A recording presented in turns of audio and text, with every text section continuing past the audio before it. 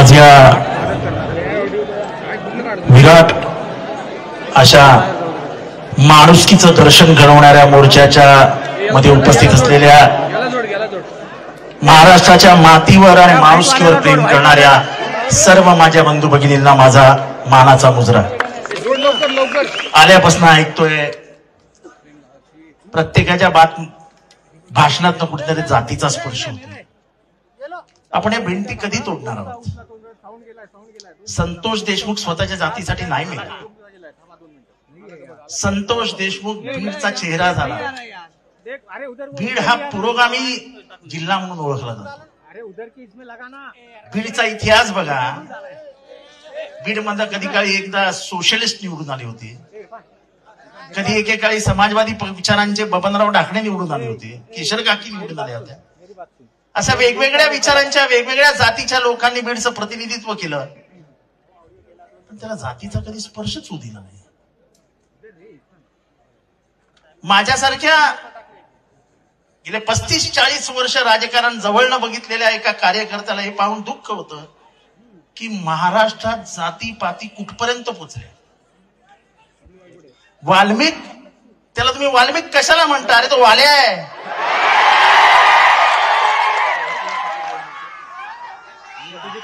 त्रेतायुगामध्ये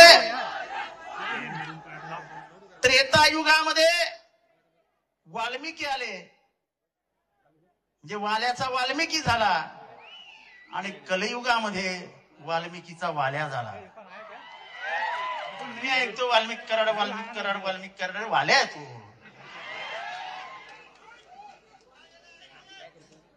आता लोक मला इथं फोन करतात, हो साहेब तुम्ही वंजाऱ्या विरुद्ध बोलताय, माणुसकी जिवंत आहे की नाही महाराष्ट्रात? हॅलो, मी एका माणसासाठी लढतोय.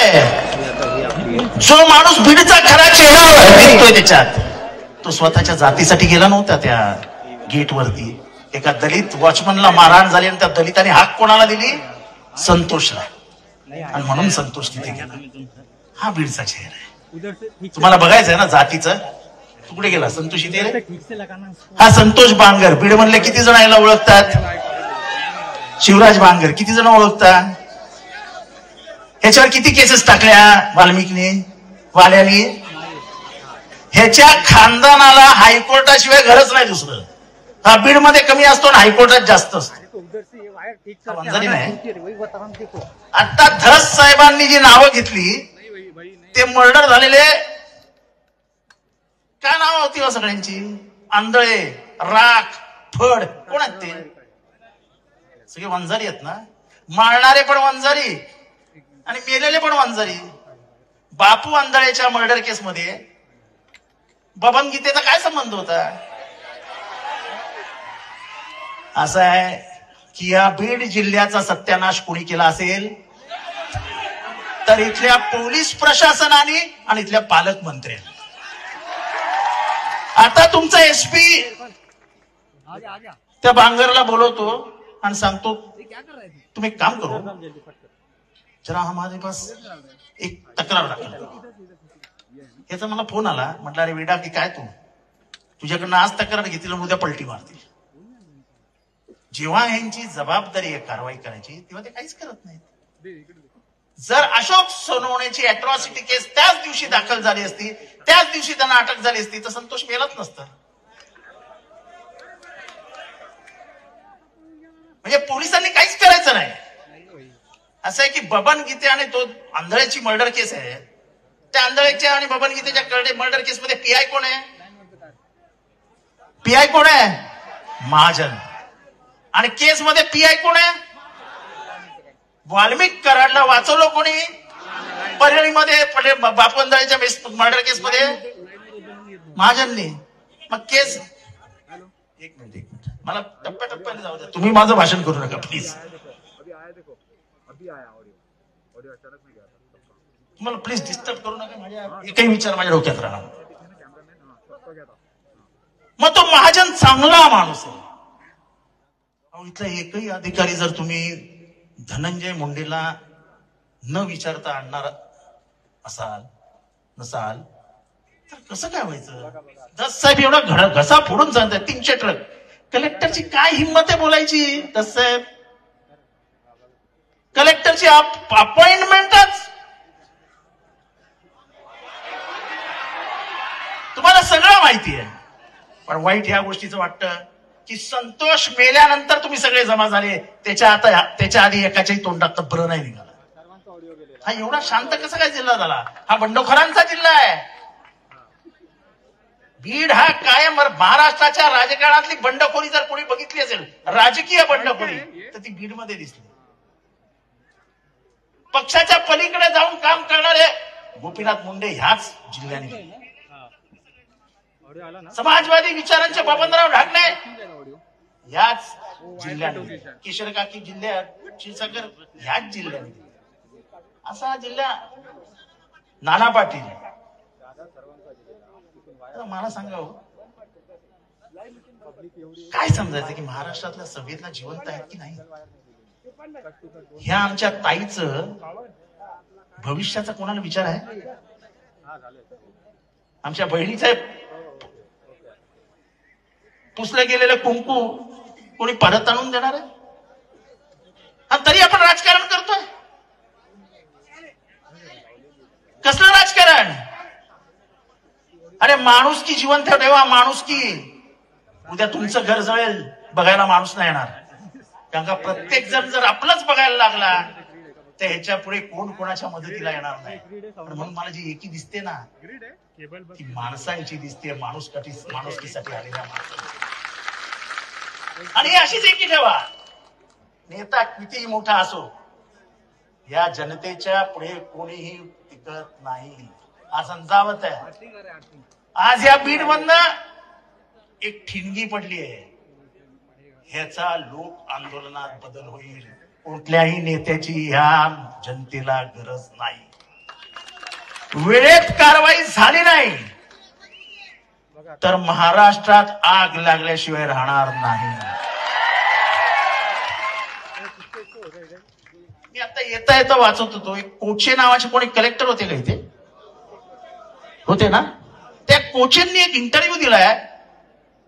म्हणाले मी जेव्हा कलेक्टर होते तेव्हा 24 तासांना एकदा तरी मारामारी व्हायची, 2 दिवसांना एकदा तरी खून व्हायचा. पण सर्वात शॉकिंग काय ते म्हणाले की एका IAS ऑफिसरची बदली झाली आणि त्याच्यानंतर तो गायब झाला. तो परत कधी महाराष्ट्रात दिसलाच नाही. रंजन मुखर्जी. पण म्हणजे हे किती धक्कादायक हो. एक कलेक्टर गायब होतो आणि महाराष्ट्राच्या शासनी पदरी कुठे नोंदच नाही. हे खरं आहे की नाही मला माहित नाही. पण मग त्या कोचेला बोलवा आणि त्याच्याकडे तक्रार घ्या. कोचे कुणी आयरा गायरा माणूस नाहीये. तो या जिल्ह्याचा कलेक्टर होते. सॉरी, मी आले तुरी करत नाही कोणाला. तर ते कलेक्टर होते, त्यांना बोलून घ्या. आणि माझी आज प्रमुख मागणी आहे, या सगळ्या जेवढ्या अटक आरोपी आहेत ना, सगळ्यांची नार्को टेस्ट घ्या आणि होऊ द्या दूध का दूध, पाणी का पाणी. काढा त्यांच्या तोंडातलं सत्य. हे असं निघणार नाही. कोणाची हिंमत नाही की यांना फटकावून यांच्याकडनं काय काढून घ्यायची, वधवून घ्यायची. कोणाची हिंमत नाही. हा इस्माई काय करेल? उद्या मुंबईत बसून धनुभावने एक फोन केला, जरा हे देते. हा जाणार नाही. हा जाणार की नाही? हात उचलून दाखवा, सांगा बरं. मग काय कामाचं? म्हणजे मंत्रिमंडळात राहून हा डोळे दाखवणार. फक्त डोळ्याने इशारा केला ते संपली चौकशी. त्याच्यापेक्षा संतोषची चौकशी करू नका. उगाच ह्या पोरीला आणि त्याच्या आईला आशा लावू नका की न्याय मिळेल. न्याय मिळणारच असेल तर उघडपणाने सांगा न्याय नाही मिळू शकत. पण केल्यासारखं दाखवायचं आणि करायचंच नाही. अपेक्षा भंगासारखं दुःख दुसरं कुठलंही नाही. अपेक्षा भंग करू नका महाराष्ट्राचा. काय बोलतात ते, काय ते गोपीनाथ गडावरती महाराष्ट्रात म्हणाले कुठं असं होत नाही, फक्त काय बीडमध्ये होता. अरे नाही झालं आमच्या ठाण्यामध्ये असा कधी इतका वाईट मर्डर. ज्या पद्धतीने मारलं, समोरचा माणूस व्हिडिओवरती बघतोय मर्डर कसा होतोय. अरे हा क्रूर कर्म आहे, क्रूर कर्म. रामन राघव आहे, रक्त पिपासू नरभक्षक आहे. आज महाराष्ट्राला त्याची ओळख पटली. एवढे दिवस आम्ही बोंबलत होतो की हे बीड मधलं थांबवा, बीड मधलं थांबवा. ते अंधारे, सुषमा अंधारे आज येणार होत्या, आल्या नाहीत. त्यांच्यावरती 307 दाखल केली. त्यांनी एक गुन्हा दाखल केलेला, तिच्यावर इतका दबाव टाकला की तिला मागे घ्यावं लागलं. यांनी कोणालाही सोडलेलं नाही. सगळे धंदे यांचे, मटक्याचे पण ह्यांचे, दारूचे पण ह्यांचे, सगळे धंदे यांचे. पण कोणी एक माणूस बोलायला तयार नाही. दस साहेब, मी सभागृहातही बोललो होतो आणि आजही बोलतोय, आका बिका काय नाही. आकाचा बाप कोण आहे? कोण आहे? अजून जरा जोरात सांगा. एवढी जनता सांगते तरी आपण नाव नाही घेत. अहो, एवढ्या जनतेला माहिती आहे आकाचा बाप कोण आहे, तर त्याला मंत्रिमंडळात ठेवलाय कशाला? त्याला मंत्रिमंडळात पहिला हाकला. शिव्या घालणारे फोन येतात मला आज सगळ्यांना एक सांगायचं आहे. हे थांबा रे, मला एक सगळ्यांना सांगायचंय. मी जातीने वंजारी उभा आहे, पण माझ्या बहिणीचं कुंकू पुसलं गेलंय आणि जर मी शांत बसणार असेल तर मी वंजारी नाही. अन्याय सहन करणारा हा कष्टकरी वंजारी समाज नाही. माझा बाप 22 वर्ष रेल्वे स्टेशनवर झोपलाय, त्यामुळे गरिबी, ऊसतोड वगैरे आम्हाला समजायला जाऊ नका. माझा बाप 22 वर्ष रेल्वे स्टेशनवर झोपलाय. मी एका हमालाचा नातू आहे. 18-20 दारिद्र्य होतं आमच्या घरात, पण लढण्याची तिथनच हिंमत आली आणि म्हणून आज लढायला उभं राहिलं. हे जातपीत काही मध्ये येत नाही हो. कसली जात? लढताना जातीचा विचारच करायचा नसतो. या भुसावळमध्ये मुसलमानावर हल्ला झाला तेव्हा जितेंद्रने जातपातीचा नाही विचार केला. तो जाऊन त्या मुसलमानाच्या बाजूला उभा राहिला की तुम्ही तुमच्या बापाला हात उचलून असा मारू शकत नाही. लोकांनी मला तेव्हाही खूप शिव्या घातल्या.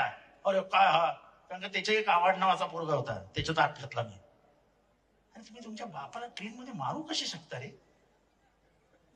आपण काहीच विचार करत नाही की आपण आंधळे झालो जाती धर्माच्या लफड्यामध्ये, की 70 वर्षाच्या म्हाताऱ्याला मला त्याची डोळे जायची वेळ आली तरी आपण तेच. आज त्या सूर्यवंशीला मारला, त्याच्या मारण्याचं कारणच नाही सांगतो. भीमसैनिक कुठे गेला आमचा? कुठे गेला? सूर्यवंशीला कसा मारला कोणाला माहितीये का? कोणाला माहितीये कसा मारला? शासनाने नाही सांगितलं, पोलिसांनी नाही सांगितलं, तो मेला. अरे पण मेला कसा? अरे कोणीतरी असेल ना. आणि जस साहेब, सर्वात जे लपवलं गेलं आणि जे कधी चर्चेतच आलं नाही ते म्हणजे तो मेलाय पोलीस कस्टडीत नाही, तो मेलाय ज्युडिशियल कस्टडीत. जस साहेब हे लक्षात घ्या. मी मुद्दामून जो आज आलोय ना इथे, हे सगळं महाराष्ट्राला सांगायला आलोय की तो मेलाय ज्युडिशियल कस्टडीमध्ये. आणि ज्युडिशियल कस्टडीमध्ये माणूस मरू कशा शकतो? अच्छा, त्याचा काही रेकॉर्ड? तो किती वाजता मेला, त्याला श्वासोश्वासाचा त्रास कधी झाला, काही नाही. पण असा महाराष्ट्र ठेवू नका. बोलायला शिका, व्यक्त व्हायला शिका. जर पण व्यक्तच झालो नाही तर अजून 10 संतोष देशमुख करायला असे अनेक वाल्या महाराष्ट्रात तयार होतील. या वाल्यांना जर थांबवायचं असेल तर तुमच्यासारखा बीड जिल्ह्यातला हा मोर्चा हे प्रातिनिधिक स्वरूपात आहे. हे व्यक्त होणारी लोक आज रस्त्यावर उतरली आहेत, पण महाराष्ट्रातली व्यक्त होणारी लोक जर रस्त्यावर उतरली तर या शासनाला पळता भुई थोडी होईल. तेव्हा वेळीचावर घाला. आजही तुम्ही जे आमचा मित्र बोलला क्षीरसागर साहेब, कुठे तो 302 अजून दाखल का नाही झाले? 302 मध्ये आरोपी का नाही आलेत? सगळं सारखं आहे ना. ही जी खंडणी मागितली गेली ती त्याच दिवशी मागितली का?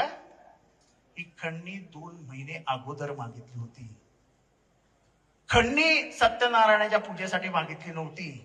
ती खंडणी इलेक्शन फंड साठी मागितली गेली होती. का सत्य बोलायचं नाही? 2 महिने मग कशाला पैसे मागायला गेले होते? इलेक्शन फंड होता, दिला नाही, मग ढगात पाठवतो सांगितलं. त्या अधिकाऱ्याला बोलून दमदाटी केली, तर ही कारवाई नाही. ज्या पद्धतीने इथलं पोलीस प्रशासन वागत आहे, जसं दस साहेबांनी सांगितलं, आयला इतके 12, 14, 15, 16 वर्षाची पोरं रिव्हॉल्वर लटकवूनच फिरतायत. म्हणजे जे फायरिंग केलंय अंडर द आर्म्स ऍक्ट ते इलिगल आहे, ते तुम्हाला करता येत नाही. कोण कोणाच्या बापाला घाबरताय? बिनधास्त त्याच्यातनं रील्स निघतायत. आणि सर्वात मी भाषणामध्ये म्हटलं, जहां वाल्या खडा वो सरकार से बडा, तर त्याच्या रील्स तयार करतात. बाप तो बाप रहेगा, हा तुमचा बाप. या बापाला पुरल्याशिवाय आता शांत बसू नका.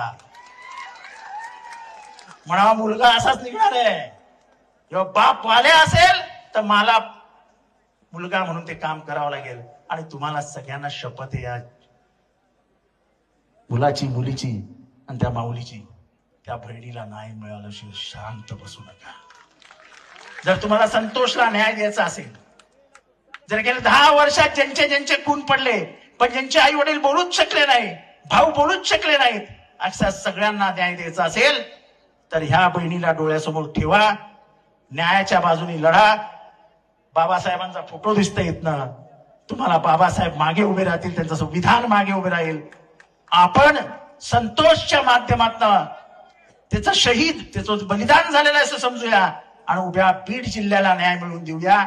या क्रूर कर्म राक्षसांना, या नरभक्षक रामन राघवाला पुरल्याशिवाय आता बीड जिल्हा आणि महाराष्ट्र शांत बसणार नाही, अशी शपथ घेऊन इथनं निघा. हा वैचारिक लढा आहे, कुठेही हिंसा होता कामा नाही. विचारांनी लढूया आणि विचार ठेचूया. ते विचार ठेचण्यासाठी आपण सगळे 18 पकड जाते एकत्र आलो आहोत.